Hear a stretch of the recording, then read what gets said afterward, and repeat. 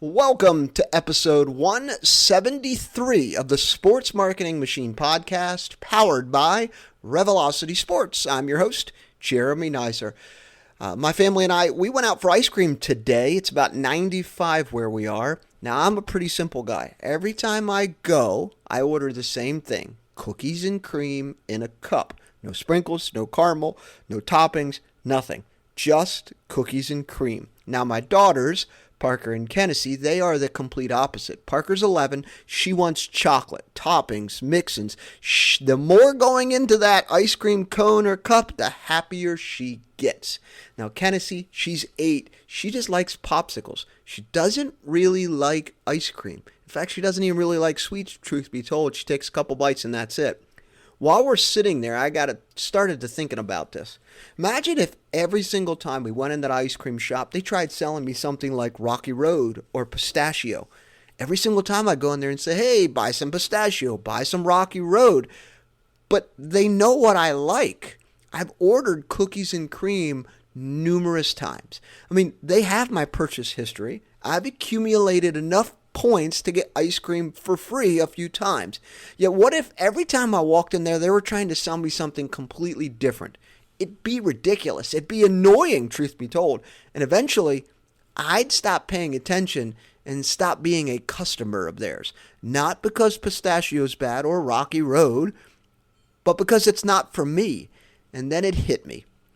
Most sports teams know exactly who their fans are and what they like. They don't market like they do. Let's get to it.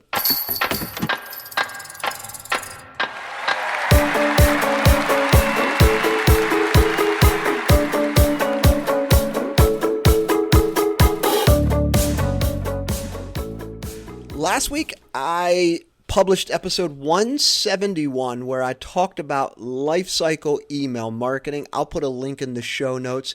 The episode is titled Why Your Email List is the Most Underused Asset and How to Fix It. The response was fantastic. I've actually had several folks reach out from teams, and almost every conversation ended the same way. Jeremy, this totally makes sense. We should be doing this. I know we're not there yet. And that's what's been rattling in my head ever since. Because I don't think most teams have an email problem anymore. I think they have a systems problem. Let me say it again because I think it's so important that I reiterate it again, not only here, but it was something I brought up in episode 171. It's not an email problem. It's a systems problem. Here's what happens. If you're the marketing person coming in, and we've said this numerous times, like you oftentimes during the season, you're coming in an 0-2 count and you're really just trying to get things off your plate, get things done, check it off and what have you. But think about it. Every Friday morning, you're in the marketing office. Someone logs into Constant Contact or HubSpot, or if you're in minor league baseball, maybe it's Iterable. They'll spend a while debating subject lines, adding buttons, rewriting copy for email blast, maybe the headline a couple times, and then finally they're going to hit send. A few hours later, they check the open rate, and they celebrate that a decent open rate. Decent open rate could be 30%. So out of 100 people, 30 folks opened it, 70 did not. And you look through and say, hey, we made some ticket sales. That's pretty good. Then Monday rolls around, and the week starts over again. Week after week throughout the season, it's just like this. You get in there, you plan these things out, you craft these emails, you hit send, you look at the data and say, hey, we sold some tickets and move on. But here's what's crazy. You already have the information to do something different. You know who comes for fireworks nights. You know who came out to Bluey Night. You know who spends a lot of money in the premium seats and who buys the cheap seats. You know who comes out once a year. You know who brings kids. You know who always waits to the last minute. You know all of that because you have the data. And then everyone gets the same exact email. Think about it. Everyone in your entire email list, regardless what they bought, all get the same email blast. Back to the ice cream shop thing that I opened this with. Imagine every single customer gets handed cookies and cream. Well, even the people who hate cookies and cream, shame on them, but nonetheless. What if every single time at that ice cream shop, they only sold that and that was it, and they push people to that? even the people who hate cookies and cream. That's what a lot of the email marketing looks like today. Let's make it real. Let's say I bought 4 tickets to your upcoming Bluey Night. I got my girls. We're coming out. They want to get a picture of Bluey. We bought some popcorn. We had a lot of fun. We took a lot of photos. We posted on Instagram. We had a blast. The girls talked about it all the way home. A month later, I get that same exact email that a 24-year-old would get about coming out to Thirsty Thursday. Think about it. We are a completely different customer. In my house with these 2 girls, we have different motivations, different interests, different reasons why we would come back. Yet somehow we're in the same exact email campaign as the 24-year-old who wants to come out on Thirsty Thursday and have a good time with their friends. That's not a copywriting problem. That's not a creative problem. That's a systems problem. Why do teams don't fix this, right? And I'm not picking on anything. I don't think teams ignore personalization because they don't believe in it. I firmly think that teams were like, that sounds fantastic, that will work. I think they ignore it because it feels overwhelming. We have to rebuild everything. We need a different platform. We need another person. We need this to talk to this. We'll tackle it in the off season, right? Then the off season comes. You got sales numbers you got to get to. You got to plan out your promo calendar. You got a lot of things that happen. And a lot of those things are more important than the personalization that we're talking about. And then opening day gets closer and you promise you'll do something like this again. And before you know it, a few years have gone by and you're in this cycle. You keep thinking about it. You keep talking about it. You keep talking about how everything should be connected and working together to make it easier for you to sell more tickets instead of actually doing it. And I'm not calling you out because there's everyone. Minor league teams, major league teams. There's teams all across the globe that are doing exactly what I just described. Now, here's something that I've been thinking about a lot lately. Marketing departments are incredible at campaigns. We have a campaign. We're going to be promoting this specific theme night, fireworks, giveaway, Star Wars, Bluey, whatever it is. They are really good at campaigns, but campaigns are one situation, one thing. They are not systems. A campaign would be, I'm spending $1,000 to promote Star Wars night. We're going to promote it with 6 emails. We're going to spend this much on meta ads. We're going to do X. We're going to do Y, right? That's a campaign. That is not a system. And I think that's the biggest difference between good email marketing and great email marketing.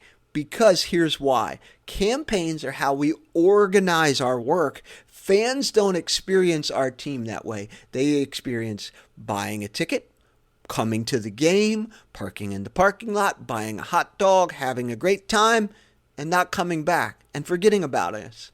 And then buying again. Those experiences, those are experiences, right? Them coming out, enjoying it. They're not campaigns, they're experiences. Campaigns have deadlines. Systems have outcomes. Campaigns end. Star Wars night happens. I put this money into it to promote it, right? Those campaigns end.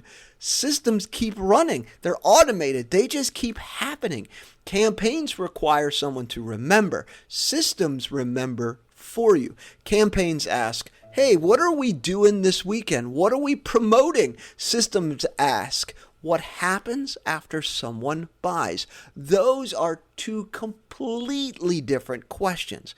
When I first started working in sports, I thought the goal was to build better campaigns and really optimize what we're doing with that campaigns, which would mean better subject lines, better graphic and creative, better promotions, better videos, all of those things. And of course, we're all promoting one thing. Those things matter. But the teams that consistently win with email aren't just better at campaigns. They've built systems that keep working long after someone hits send. All right, which brings me to today's point. The email isn't finished when you hit send. Let me say it one more time for the people in the back row. The email isn't finished when you hit send. The email isn't finished when you hit send. That's where most teams think the work ends. They've checked that off the box and we're moving on. I think that's where a lot of the work actually begins, because when you get someone onto your list and you send an email to them and they buy tickets, that's where the work begins. Like, what if after someone opens, what happens? After someone clicks, what happens? After someone buys, what happens? After someone attends, what happens? After someone doesn't come back, what happens? If your answer to any of those questions are nothing, we're not doing anything after someone doesn't come back, I guess we're just sending them another email, right? Or after someone attends, we do send them a survey, but that's really about it. And after someone clicks, we don't really do anything. Or if someone puts something in the cart, we don't really do anything after that, right? Then your marketing has actually stopped too soon. The best marketing organizations don't think about sending emails. They think about building experiences. Every interaction creates another interaction. Every purchase starts another conversation. Every attendance creates another opportunity. That's what a system does. It isn't just HubSpot or Iterable or Constant Contact or MailChimp or Ticketsmaster or Tickets.com or any of these 19 different things that you have logins for. It's simply making sure that the conversations that happen next happen, whether anyone remembers to send it or not. Listen, if you've listened to episode 171, and I hope this episode is kind of connecting the dots from that one to this one. And I think, like, when I talked about lifecycle marketing, this is what it should look like. And today I just really wanted to talk about why so many teams never build it. It's not because they don't care. It's because they're stuck thinking that campaigns are what they're doing instead of building systems. So here's a question I want you to think about this week. After someone buys a ticket, what happens next? If your answer is, I don't know, or nothing, don't start sending more emails. Start thinking about, how do I make this into a better system? Because the email isn't finished when you hit send. It finished when it changes what your fan does next. Now, if today's episode has you thinking, okay, Jeremy, where do I even start? We're actually hosting an upcoming webinar. I'm going to put a link in the show notes. We're actually going to teach you all about this and how teams are automating their way into more ticket revenue. We're going to walk through the framework. We're going to use teams that have built these systems without asking your marketing department to work nights and weekends. We're going to have them share journeys and triggers and priorities and how to get started with the tools that you already have. I'm going to put a link in the show notes, just like I said. Feel free to register, but I think between episode 171 and this one, I hope the light bulb moment has gone off to you thinking, this is exactly what we're trying to accomplish. We've reached the point where we know that our email makes money. We know that we can do better with what we're doing, but it's constantly this cycle that we have to constantly do. It can be automated, and we're going to teach you how to do it during the webinar. So if you found some value in this episode, please take a moment to leave a rating or review on Spotify or Apple. It would mean the world to me, but more importantly, it would get this podcast in front of people who are just like you, trying to sell more tickets and grow your fan base. Until next time.